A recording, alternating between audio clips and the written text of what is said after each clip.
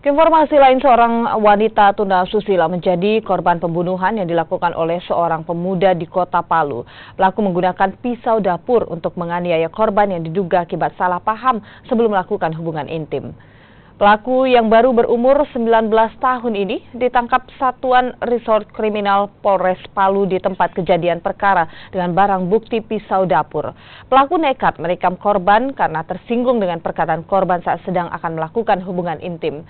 Korban tewas di rumah sakit dengan 6 tusukan. Kenapa Anda melakukan pembunuhan? Marah dia lama. Resiko saya, lantaran dia ancam sudah yang pakai kasih pengpukul. Ini Anda dapat di mana? Itu dari tempat kerja memang. Bawa dari rumah kan ya?